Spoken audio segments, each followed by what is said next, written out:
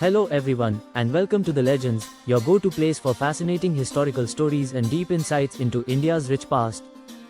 If you love learning about legendary freedom fighters and their untold struggles, make sure to hit that like button, subscribe to our channel, and turn on the notification bell so you never miss an update.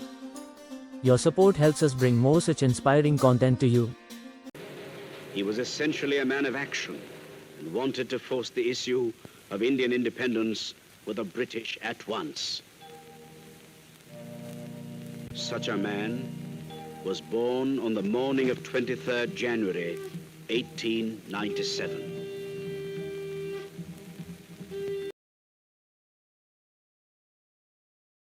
Subhas Chandra Bose was born on January 23, 1897, in Cuttack, Odisha, to Janakinath Bose, a successful lawyer, and Prabhavati Devi.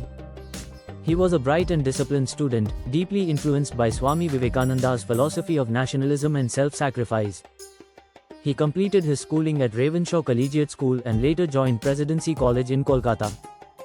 However, his strong nationalist feelings led him to clash with British authorities, and he was expelled for assaulting a British professor who had insulted Indians. Determined to serve his country, he pursued higher education in England and appeared for the Indian Civil Services (ICS) examination in 1920, securing the 4th rank. However, he soon realized that working under British rule was against his principles. In a bold move, he resigned from the ICS in April 1921, declaring that his duty was to serve the nation rather than the British administration. Entry into politics and rise in the Indian National Congress. Upon returning to India, Bose joined the Indian National Congress, Inc., and was mentored by Chittaranjan Das, a prominent nationalist leader. He quickly rose through the ranks, becoming the editor of Forward, the newspaper of the Swaraj Party.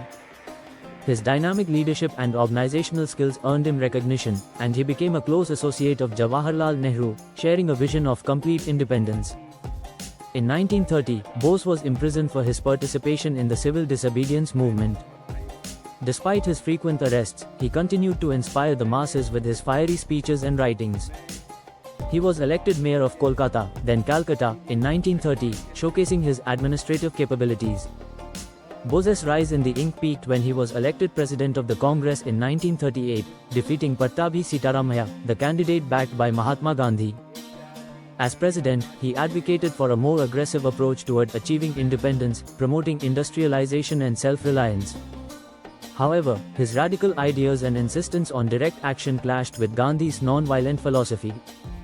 In 1939, Bose was re-elected as Congress president, but due to ideological differences, he resigned and formed the Forward Bloc, aiming to consolidate nationalist forces for complete independence.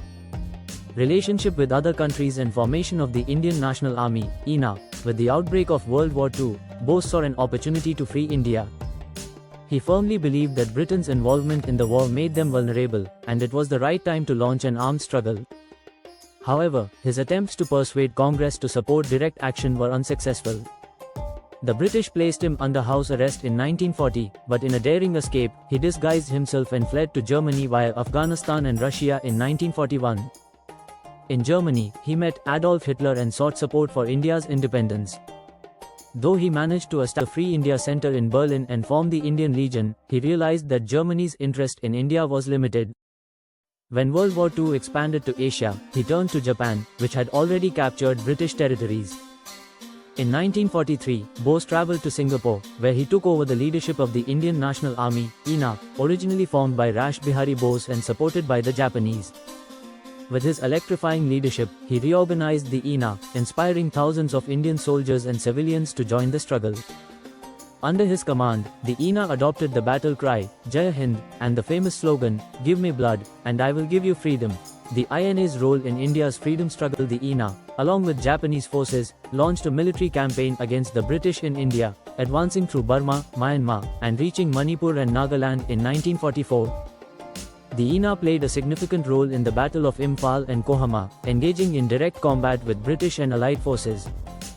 Bose declared the establishment of the Provisional Government of Free India in October 1943, with Andaman and Nicobar Islands as its first liberated territories, renamed Shahid and Swaraj Islands. Despite initial successes, the INA faced severe setbacks as British forces, backed by superior resources, launched a counter-offensive. The Japanese retreat in 1945 further weakened the INA, leading to its surrender. Bose, however, refused to give up.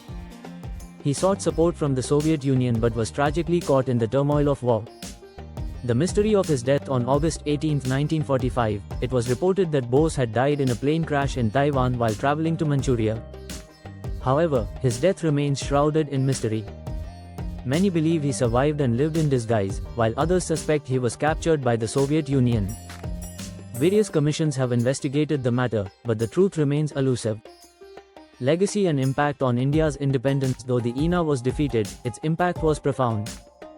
The Red Fort trials of INA officers in 1945-46 created massive public outrage, forcing the British to rethink their control over India. Many historians believe that the INA's uprising and the subsequent naval mutiny of 1946 accelerated India's independence, leading to the British decision to leave in 1947. Bose's vision of a strong, self-reliant India was far ahead of his time. He advocated for women's empowerment, forming the Rani of Jhansi Regiment, an all-female combat unit in the INA.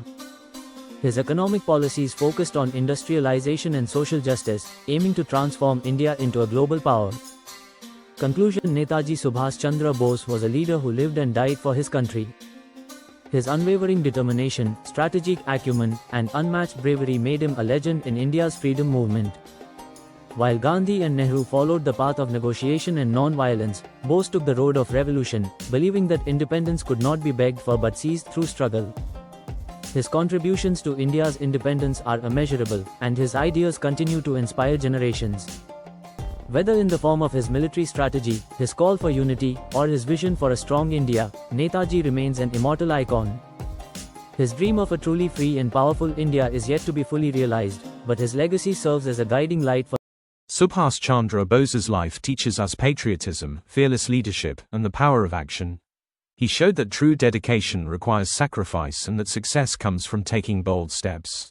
His vision of a self-reliant India and adaptability in seeking new solutions inspire us to be determined, strategic, and resilient in overcoming challenges.